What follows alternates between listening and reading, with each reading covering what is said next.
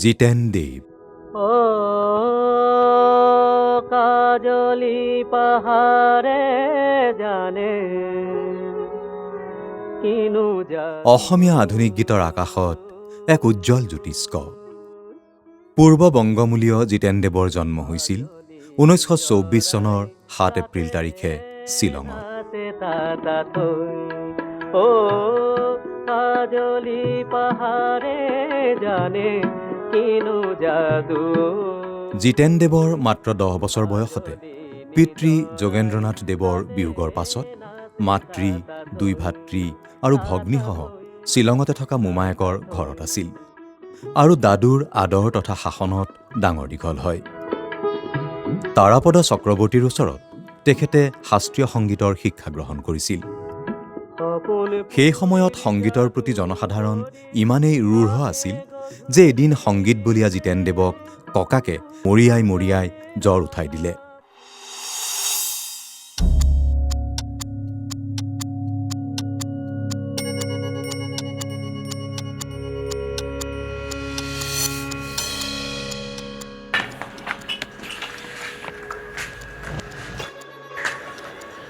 কোথায় গেছিলে?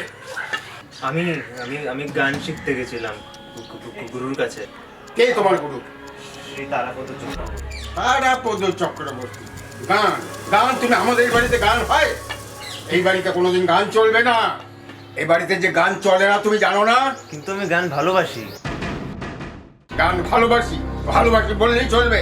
এদিকে এসো, এদিকে এসো। গান করবো, হ্যাঁ, কিন্তু আমি গান ছাড়া থাকতে পারবো না। এ বাড়িতে গান চলবে না, এ বাড়িতে গান চলবে না। এদিকে এসো। তুমি তুমি তুমি আমার মুখে মুখে কথা বলছো? হ্যাঁ, কিন্তু আমাকে গান কেন করতে দেবে না? না, গান এই বাড়িতে চলবে না। তুমি আর মুখে মুখে কথা বলবে না। আমি কি কিছু ভুল করলাম? হ্যাঁ, ভুল করেছো। তুমি কেন গান শিখতে গেছো? কিন্তু আমার ভালো লাগে গান শিখতে। না, চলবে না। এই বাড়িতে গান শুনবে চলবে না। আর তুমি আমার মুখে মুখে কথা বলবে না। আমি ভালোবাসি গান শিখতে। আমি গান ভালোবাসি, তোমার ভালোবাসা আমি পার করে দিই। কিন্তু আমি গান করবো। দাদা আমি গান করতে চাই।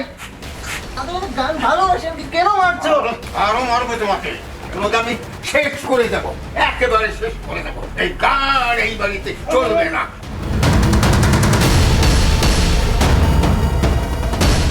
আমি গান করবো, গান করবো।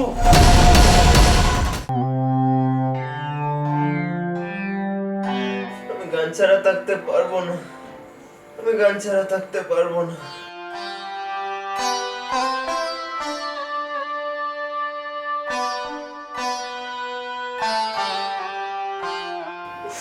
কষ্ট হচ্ছে কেন? দাদুর সঙ্গে তর্ক করতে গেলি? দেখতো কত কষ্ট। গানটা ছেড়ে দে বাবা, গানটা ছেড়ে দে।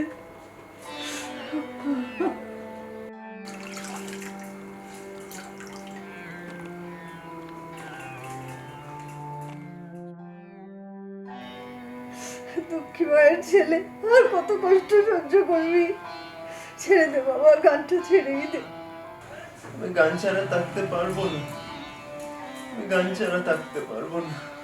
আৰু সেইদিনাই তেখেতে পণ কৰিলে যে সংগীত তেখেতে নেৰে আৰু জীৱনৰ জীৱিকাৰূপে সংগীতকে সম্বল হিচাপে ল'ব।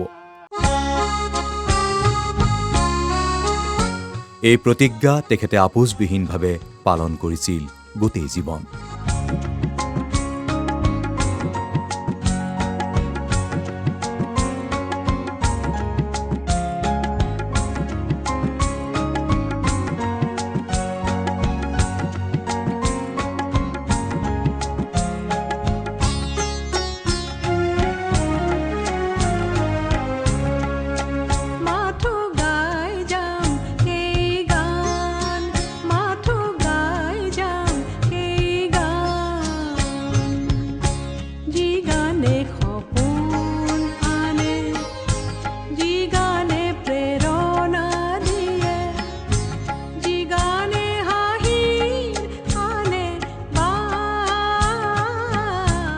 প্ৰাক স্বাধীনকালত প্ৰথমতে জিতেন দেৱ চাকৰিত মকৰল হয় ছংছ এণ্ড পাব্লিচিটি বিভাগত।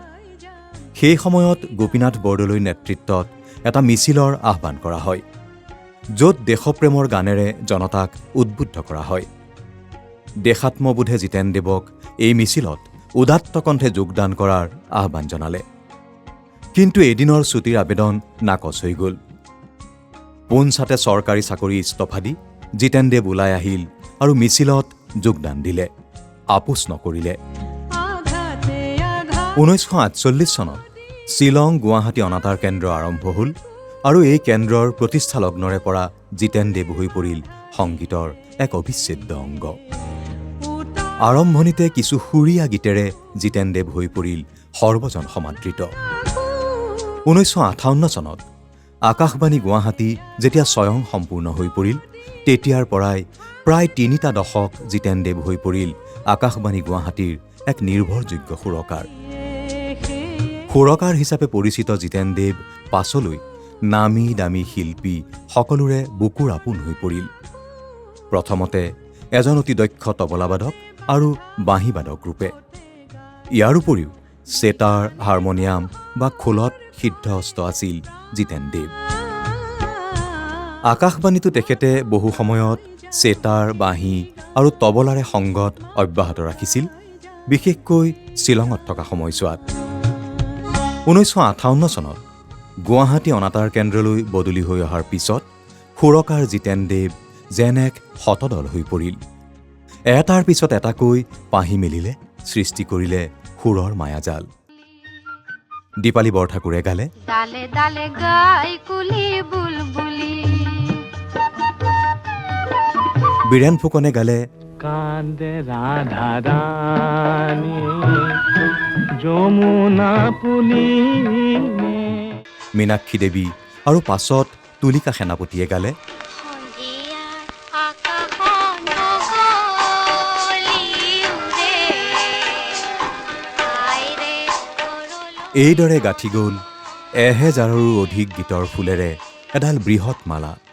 এই গীতৰ মালাত সংযোজিত হ'ল ভূপেন হাজৰিকাৰ কণ্ঠত পৃথিৱী আমাক চেনেহ অকণ দিয়া, জয়ন্ত হাজৰিকাৰ কণ্ঠত ৰাতিৰ পৃথিৱী স্বপ্ন মৰা, জীৱন জয়ৰ কল্পনা। জনপ্ৰিয় বাংলা গায়ক অনুপ ঘোষালৰ কণ্ঠত কাজলি পাহাৰে জানে কিনো যাদু। অৰ্চনা মহন্তৰ দূৰৰ আকাশত হলোতে মই দিশহাৰা, হলোতে মই দিশহাৰা।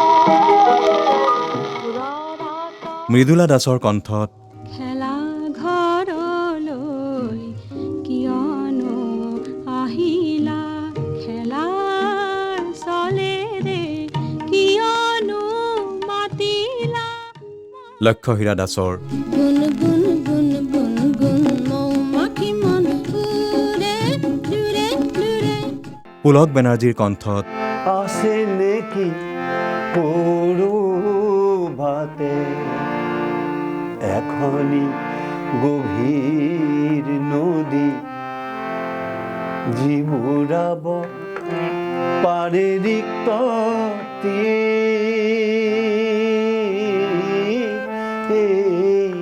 মাটি। বীণা ভাগৱতীয়ে গালে,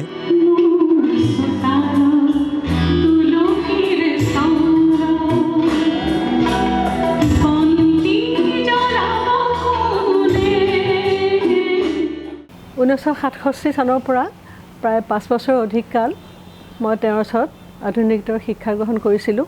তেওঁ সদায় কৈছিলে যে আধুনিক গীত আচলতে এক এক্টিং। আধুনিক গীত শব্দত সুৰেৰে কৰা এক অভিনয়। শব্দ আৰু সুৰ যেতিয়া একাত্ম হৈ যায় তেতিয়াহে এটা সৰ্বাসুন্দৰ গীত সৃষ্টি হয় বুলি তেওঁ কৈছিলে। মই জিতেন্দ্ৰৰ 50টাৰো অধিক আধুনিক গীতৰ তেওঁ সুৰ সংযোজিত গীত মই গাইছোঁ ৰেডিঅ' যোগে। সংগীত মনে প্ৰাণে ভাল পোৱা এগৰাকী ব্যক্তি যে কেতিয়াও কোনো ধৰণৰ তেওঁ এটা নিজৰ প্ৰচাৰ নিবিচাৰিছিলে। তেওঁ এগৰাকী প্ৰচাৰ বিমুখ ব্যক্তি আছিল। আৰু এটা কথা তেওঁ ক'ব বিচাৰিছোঁ মই তেওঁ এগৰাকী সুদক্ষ চেতাৰ বাদক আছিলে, বাঁহী বাদক আছিলে, অতি সুদক্ষ তবলা বাদক আছিলে। জিতেন দাৰ লগত তবলা সংগত কৰি যিবোৰ গান গাইছোঁ সেইটো এক বেলেগ ধৰণৰ আনন্দ পাইছিলোঁ গীতবোৰ গাই, কাৰণ তেওঁ নিজৰ সুৰত ক'ত কি তবলা কেনেকৈ বজাব লাগিব সেইখিনি সদায় মানে সহজ কৰি দিছিলে গীত গাবলৈ। যেনেকৈ স্বৰ্ণশিল্পীয়ে বেলেগ বেলেগ মণিমুকুতে সুন্দৰ সুন্দৰ অলংকাৰ সজাইছিলে খোদিত কৰি, জিতেন দাৰ যেন সুৰৰ অলংকাৰ যে এজন অক্ষয় ভাণ্ডাৰ আছিল তেওঁ সুৰৰ অলংকাৰৰ।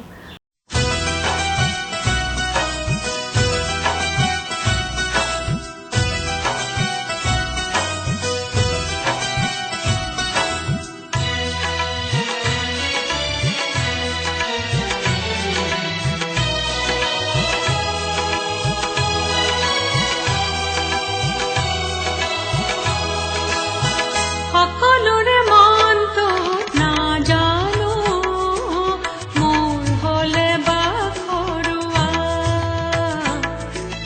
মোৰ হ'লে বাখৰুৱা। আজি অত দিনৰ শান্ত যে মন, আজি অত দিনৰ শান্ত যে মন হ'ব খোজে উৰণীয়া। সকলোৰে মনটো নাজানো মোৰ হ'লে বাখৰুৱা, মোৰ হ'লে বাখৰুৱা।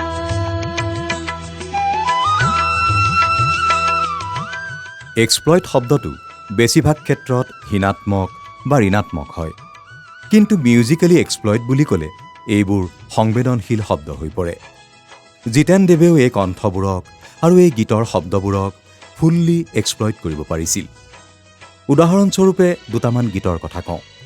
বীৰেন ফুকনৰ কণ্ঠৰ সাদৃশ্য ছাইগল চাহাবৰ লগত থকা বাবে কান্দে ৰাধাৰাণী গীতটি 6 লাখ ছাইগল চাহাবৰ বাবেই যেন সুৰাৰোপিত কৰিছিল। কান্দে ৰাধাৰানী যমুনা পুলিনে লোতক মুকুতামালা হৰে দুনয়নে কান্দে ৰাধাৰানী। মীনাক্ষী দেৱী আৰু তুলিকা সেনাপতিক বাৰে বাৰে শুধৰাইছিল যে আইৰ মাততে চেনেহৰ ঢৌ ও দেউতাৰ মাততে বৰষেমৌ। এইখিনিতে য'ত ও শব্দটো আছে তাৰ প্ৰকাশ যেন এটি অপ্ৰকাশিত হেঁচি থোৱা উচুপনিৰ লেখীয়া।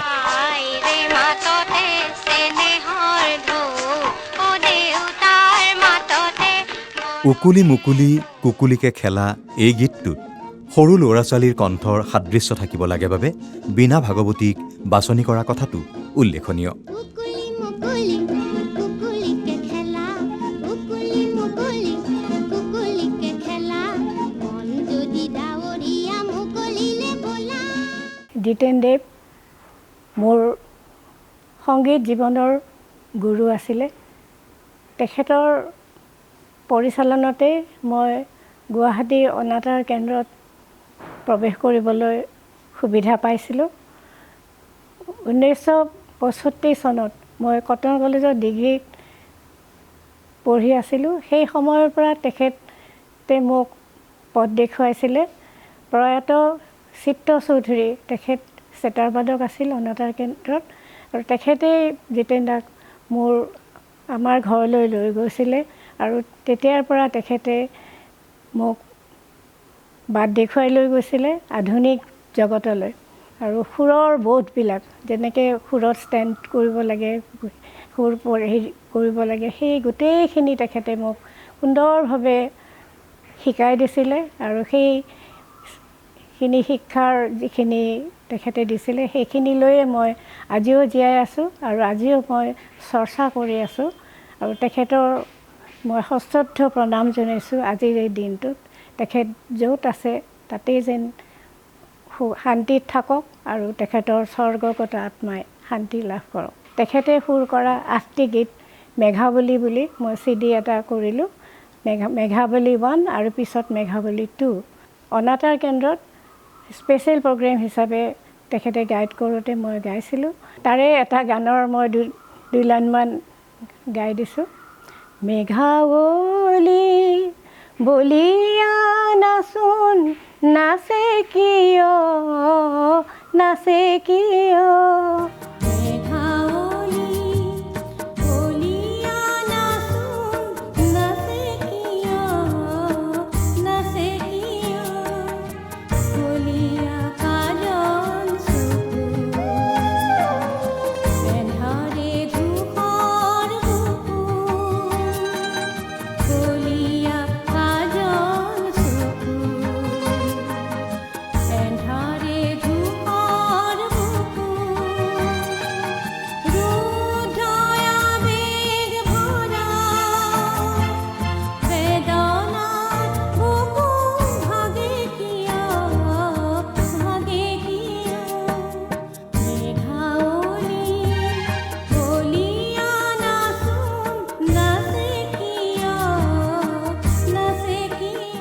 জিতেনদেৱৰ অতি অমায়িক আৰু নিৰ্জু স্বভাৱৰ বাবেই চাগে লুকাই আছিল সংগীতৰ লগত আৰু জীৱনৰ নীতি আদৰ্শৰ লগত কেতিয়াও আপোচ নকৰা এটি সত্তা।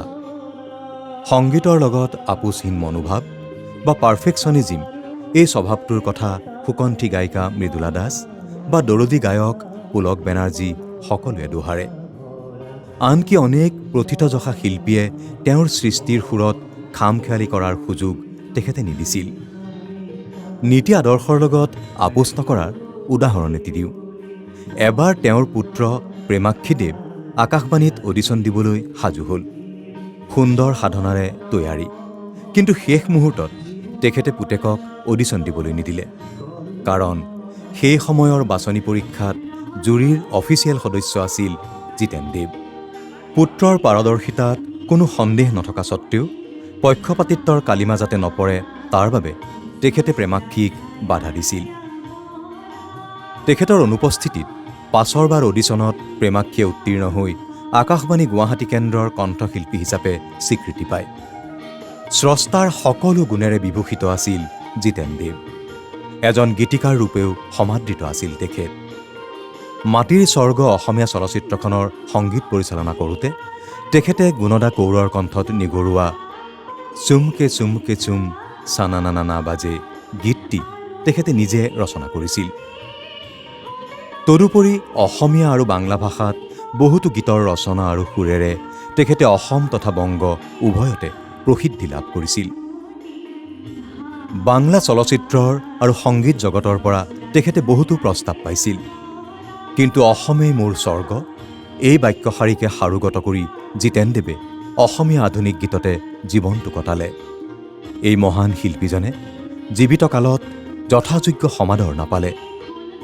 আত্ম অভিমানী জিতেনদেৱে শিল্পী পেঞ্চন নিবিচৰাৰ বাবে এই সুযোগ্য শিল্পীজনক অসম চৰকাৰে যথাযোগ্য সন্মান প্ৰদৰ্শন কৰাত হেমাহি কৰিলে, কেৱল এখন প্ৰশস্তি পত্ৰৰ বাহিৰে। জীৱনৰ শেষ দুটামান বছৰ চাৰি বেৰৰ মাজত আবদ্ধ হৈ যেতিয়া তেওঁ দিগন্তৰ সিপাৰলৈ গুচি গ'ল, অসমীয়া বাতৰি কাকতবোৰে এই মৃত্যুক এটা বাতৰি বুলিও গণ্য নকৰিলে। অৱশ্যে তেখেতৰ গুণগ্ৰাহীসকলে আধুনিক গীতৰ গুৰুক মৰণোত্তৰভাৱে যৎ পৰোনাস্তি তথাপি যৎকিঞ্চিত সন্মান প্ৰদৰ্শনৰ প্ৰচেষ্টা চলালে। জিতেনদেৱ মেমৰিয়েল ট্ৰাষ্ট গঠন হ'ল। মেলোডিজ অৱ জিতেনদেৱ নামৰ এটি শ্ৰব্য কেছেট মুক্তি পাইছিল আৰু তেখেতৰ মৃত্যু তিথিবোৰত এটি সুৰৰ সন্ধিয়া অনুষ্ঠান উদযাপন কৰিলে। অসমীয়া প্ৰতিগৰাকী শিল্পীয়ে তেওঁৰ সংগীতেৰে সমৃদ্ধ হৈ অসমীয়া সংগীতলৈ তেওঁলোকে অৱদান আগবঢ়াই আহিছে। তেওঁ বিভিন্নভাৱে যেনেধৰণে সমৃদ্ধ কৰি থৈ গ'ল, এইখিনি কথা আমি কেতিয়াও কোনেও পাহৰিব নোৱাৰে। চিৰকাললৈ চিৰস্মৰণীয় হৈ থাকিব আৰু উঠি অহা প্ৰজন্মইও তেখেতৰ অৱদানৰ আলম লৈ পৰৱৰ্তী খোজ দিবলৈ এটা সাহস পাব। তেওঁ এনেকুৱা ধৰণৰ ব্যৱহাৰ কৰে যেন মই একেখন ঘৰৰে ছোৱালী, কোনো মানে আৰ বাৰ এটা নাছিলে। বৈ বনোৱা চাহ বিস্কিট অথবা কিবা কিবি সেই ট্ৰেখনত বৈ হাতত দি দিয়ে আৰু আমি য'ত আমি গানৰ চৰ্চা কৰোঁ তালৈ লৈ আহোঁ। এই কথাবিলাক ইমান মনত পৰে আৰু কোনোদিনে তেওঁ মানে কেতিয়াও চাহ নোখোৱাকৈ উভতি আহিব দিয়া নাছিল। চাহটো বাৰু অতি সামান্য কথা, কিন্তু তাত যিখিনি সময় আছিলোঁ দাদাৰ ওচৰত, সেই গোটেই সময়খিনি যেন এখন বেলেগ ৰাজ্যত থকা যেন লাগিছিল। কাৰণ জিতেন দাৰ এটা মই দেখিছিলোঁ যে এটা গানত হয়তো সুৰ কৰিছে নহয়, তেওঁৰ মানে মনটো সাংগীতিকভাৱে ইমান চহকী আছিল আৰু ইমান মানে কি ক'ম সমৃদ্ধ আছিলে যে তেওঁ গীত এটা আগত লৈ পেলাই সুৰ কৰে ন, মই মানে অবজাৰ্ভ কৰোঁ যে তেওঁ সুৰ এটা কৰিলে ন, কৰাৰ অলপ পিছতে দেখিম যে সেই সুৰটোক তেওঁ আকৌ ৰিভাইজ কৰিছে, কৰি আকৌ কেনেকৈ সেইটো বেছি উন্নত কৰিব পাৰি, বেছি মনোগ্ৰাহী কৰিব পাৰি, এই কথাটো সদায় লক্ষ্য কৰিছিলোঁ। দ্বিতীয় কথা, তেওঁ আৰু এটা তেখেতৰ সাংঘাতিক চেঞ্চ এটা আছিল যে মানে গানৰ কথা, সেই কথাখিনি তেওঁ খুব ভালদৰে প্ৰথমে পঢ়ি লৈছিলে। মই গীতবিলাক তেখেতক দিওঁ, দিলে তেওঁ পঢ়ে, কৈ পেলাই এইটো খুব ভাল হৈছে। আৰু কেতিয়াবা দুই এটা কথা কয় যে এই শব্দটো যদি তুমি সলাই দিব পাৰা তেতিয়াহ'লে মানে আৰু বেছি ভাল হ'ব। ভাৰতীয় প্ৰশাসনিক বিষয়া প্ৰাক্তন আয়ুক্ত স্বপ্ননীল বৰুৱা। জিতেনদেৱৰ নাম বুলিলে অসমৰ সংগীতৰ এটা অধ্যায়, বিশেষকৈ 40ৰ দশক 50ৰ দশকৰ পৰা আৰম্ভ কৰি প্ৰায় 80ৰ দশকলৈ মনত পেলায়। এই পৰিপ্ৰেক্ষিতত আমি চাব লাগিব যে সেই সময়ৰ জিতেনদেৱৰ ৰবীন্দ্ৰিক গীতেই নহয়, নজৰুলৰ গীতেই নহয়, সেই সময়ৰ বঙালী আধুনিক গীত, বিশেষ কৰি শচীন দেৱ বৰ্মন, তাৰপিছত আমাৰ R.C. বৰাল, পংকজ মল্লিক। তেওঁ মনত ৰাখিব লাগিব যে তেখেতৰ সেই সময়ত কিন্তু শ্বিলঙত খুব এটা সাংস্কৃতিক পৰিৱেশ আছিল আৰু সন্মিলিত সাংস্কৃতিক পৰিৱেশ। কেৱল অসমীয়া মানুহেই নহয়, বঙালী মানুহেই নহয়, প্ৰায় খাচীয়া মানুহখিনিৰ লগতো সন্মিলিতভাৱে লাবান অঞ্চলত আসাম ক্লাবতে এইটো কেন্দ্ৰীভূত হৈ আছিল আৰু নিতৌ তাত বিভিন্ন ধৰণৰ সাংস্কৃতিক প্ৰভাৱৰ দ্বাৰা জিতেনদেৱ ডাঙৰীয়া প্ৰভাৱিত হৈছিল। বঙালী গীতৰ চৰ্চা, কাৰণ বঙালী গীতৰ এটা আধুনিক যুগৰ উত্থান সেই সময়তে হৈছে 30 আৰু 40 দশকৰ সময়ত।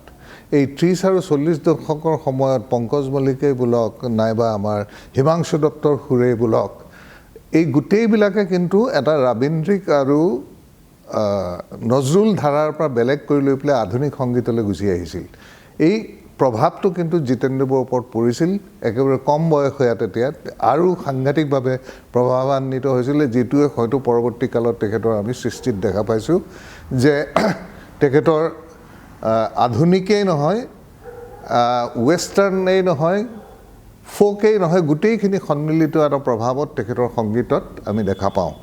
আৰু মই জনাত তেখেতে আব্বাছুদ্দিনৰ গীতবোৰ খুব ভালকৈ জানিছিল আৰু সেই সময়ত যদি সন্ধিয়াৰ আড্ডা হয় আসাম ক্লাবতেই হওক নাইবা আন আন যিখিনি সাংস্কৃতিক অনুষ্ঠান আছিলে শ্বিলঙত, তেখেতে সেইবিলাকত অংশগ্ৰহণ কৰিছিল, যিটোৱে তেখেতক পূৰ্ববংগীয় ভাটিয়ালী সুৰ বিশেষকৈ সেই তাৰটোৰ লগত পৰিচয় কৰাই দিছিলে, যাৰ প্ৰভাৱ আমি তেখেতৰ পৰৱৰ্তী গীত ৰচনাত পাওঁ।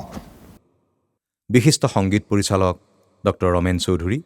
জিতেন দাৰ নামেই পৰিচয়, কাৰণ সংগীত জগতৰ জিতেনদেৱ বুলি ক'লে 60 দশকৰ হয়তো আগৰ পৰাই হ'ব পাৰে মই জনাত। গতিকে তেখেতৰ যিটো সৃষ্টিৰাজি সেই সময়ৰ পৰা সংগীতৰ বিষয়ে, গতিকে সেইকাৰণে মই কৈছোঁ নামেই যাৰ পৰিচয়। তুলিকা দাস, পিছত তুলিকা সেনাপতি হ'ল, নিভা তালুকদাৰ, তাৰপিছত মৃদুলা বাইদেউ, আৰু মৃণালিনী বৰবৰা, তাৰপিছত দীপালী বৰঠাকুৰ, এনেকৈ বিভিন্নজনৰ, অৰ্চনা মহন্ত, এনেকুৱা ধৰণৰ গান কিছুমান শুনো। তেতিয়া মই তেতিয়া ভেৰিয়েশ্যন এটা পাওঁ যে এনেকুৱা ধৰণৰ গান আৰু আনে কিছুমান গোৱা গান অকণমান ধৰণ বেলেগ বেলেগ পাওঁ। তেতিয়া মই গম পাইছোঁ যে এয়া গোটেইবিলাক ষ্টুডেণ্ট হ'ল জিতেন দাৰ। তেতিয়াৰ পৰা মই গম পালোঁ যে জিতেন দাৰ শৈলী, শিকোৱা শৈলী বা যিটো সুৰকাৰ শৈলী যিটো সংগীত সজ্জাৰ শৈলী, এই কেইটামান বেছিক দিশত মই যেতিয়া জিতেন্দ্ৰৰ কিছুমান মই সংগীতৰ বিচাৰ কৰি পাওঁ, তেতিয়া মই দেখিছোঁ আনতকৈ অকণমান হ'লেও বেলেগ ধৰণৰ। জিতেন্দ্ৰৰ যিখিনি মিউজিকেল ভেৰিয়েশ্যনটো তেতিয়া আমাক এনেকৈ ধৰণৰ বুজাই দিয়ে যে গানৰ সুৰৰ লগত যে আনুষংগিক ইনষ্ট্ৰুমেণ্টেও যে গান গাব পাৰে, এইটো এটা ডাঙৰ কথা। গালেই গম পাওঁ যে এইটো জিতেন্দ্ৰৰ সুৰ নেকি। যদিও গানবিলাকত প্ৰতিটো গানত ভেৰিয়েশ্যন আছে, কোনোবা হয়তো শাস্ত্ৰীয় সংগীতৰ আধাৰত, কোনোবা হয়তো ফ'কৰ, তাৰপিছত হয়তো মিড হাই ল' নোট এইবিলাকো ব্যৱহাৰ কৰিছে। আৰু প্ৰতিজন শিল্পীয়ে কোনটো স্কেলত গানটো ভাল হ'ব ইমানখিনি ষ্টাডি কৰিছে, ষ্টাডি কৰাৰ পিছতো তেখেতে সুৰ কৰিছে।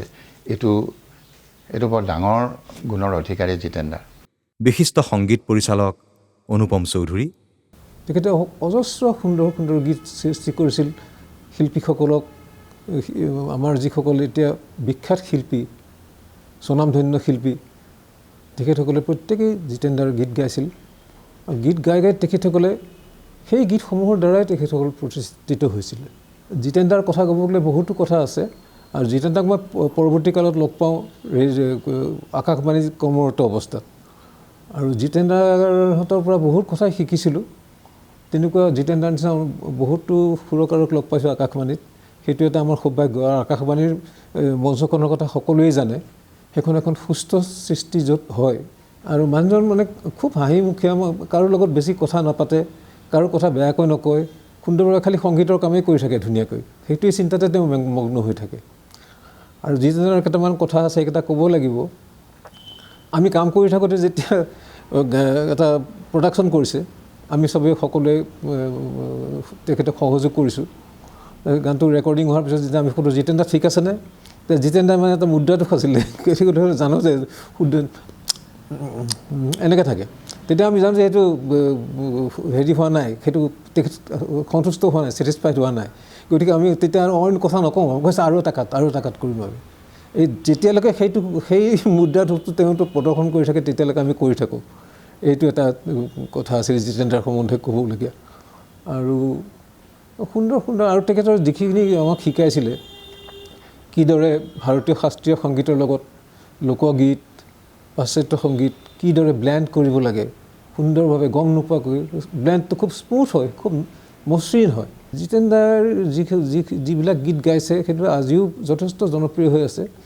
কিন্তু এইখিনি এটা কথা ক'ব লাগিব, জিতেন্দ্ৰহঁতৰ কথা আমাৰ নতুন প্ৰজন্মই যিদৰে জানিব লাগিছিল সেইখিনি জনা নাই বুলিয়েই আমি ভাবোঁ। মই আৰু অলপ ভয়ো খাইছোঁ জিতেন্দ্ৰহঁতৰ কথা। জিতেন্দ্ৰই সুৰ কৰা গীতৰ মই সংগীত কৰিম, যদি ঠিক নহয় আকৌ যে সেই মুদ্ৰাটো যদি প্ৰদৰ্শন কৰে মোৰ খুব সাংঘাতিক অৱস্থা হ'ব। বিশিষ্ট কণ্ঠশিল্পী পুলক বেনাৰ্জী। জিতেন্দ্ৰক মই প্ৰথম ৰেডিঅ'তে লগ পাওঁ। মোৰ অডিশ্যন হৈ গ'ল। ৰেডিঅ'ৰ লগত অহা যোৱা সম্বন্ধ আৰম্ভ হ'ল। আৰু আমাৰ ঘৰৰ ওচৰতে আছিল জিতেন্দ্ৰ।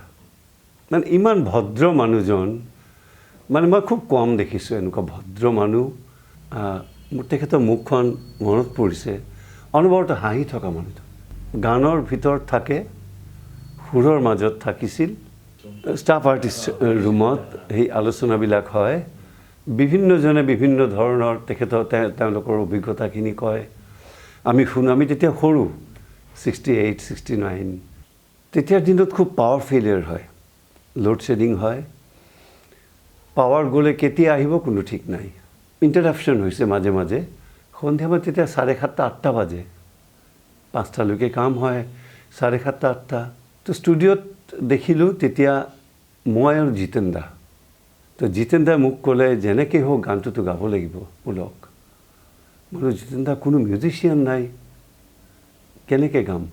বোলে কিবা কৰি গোৱা, তুমি পাৰিবা। তো মই মাইক্ৰফোনৰ আগত বহিলোঁ। জিতেন্দ্ৰ মোৰ ওচৰত তবলাযোৰ লৈ বহিলে। ৰেডিঅ' কিন্তু নিজান কোনো নাই, জয়হৰিত আছে।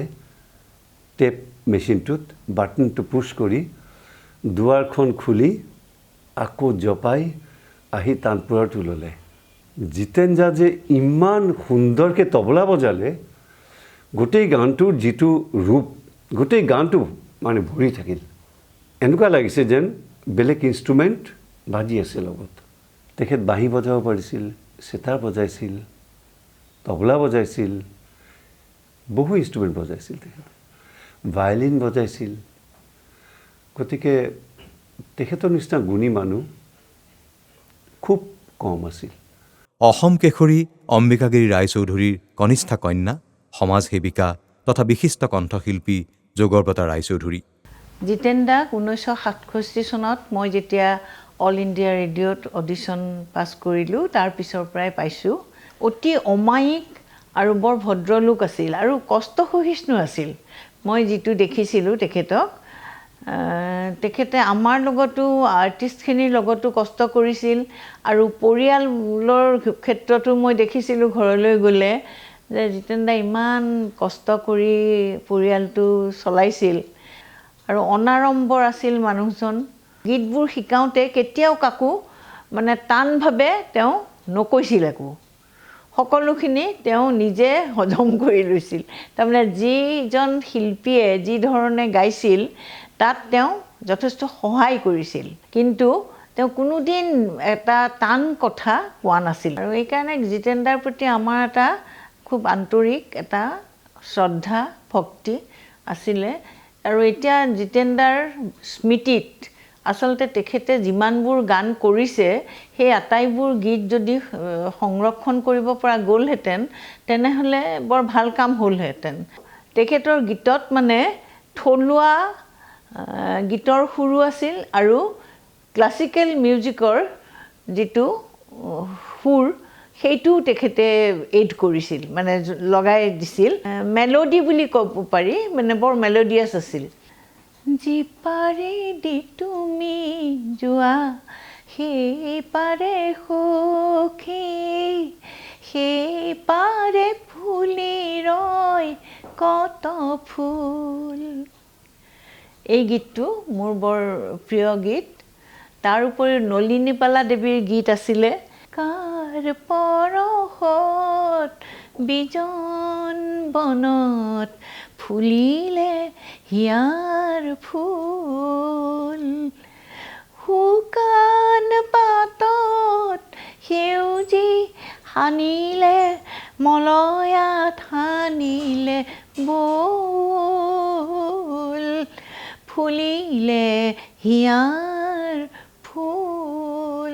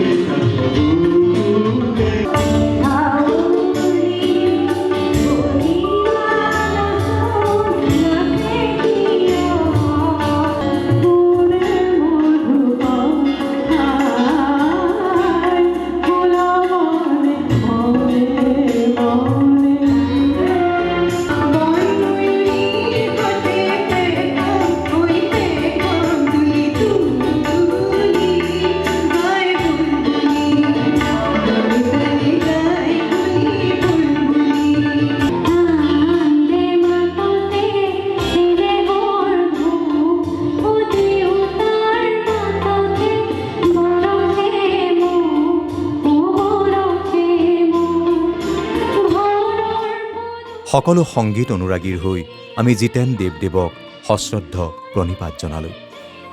আশা ৰাখিছোঁ যাতে নতুন প্ৰজন্মই নতুন প্ৰযুক্তিৰে তেখেতৰ গীতবোৰ গাই এই আমৰণ অসমৰ সংগীতৰ পূজাৰীক চিৰদিন জীয়াই ৰাখিব।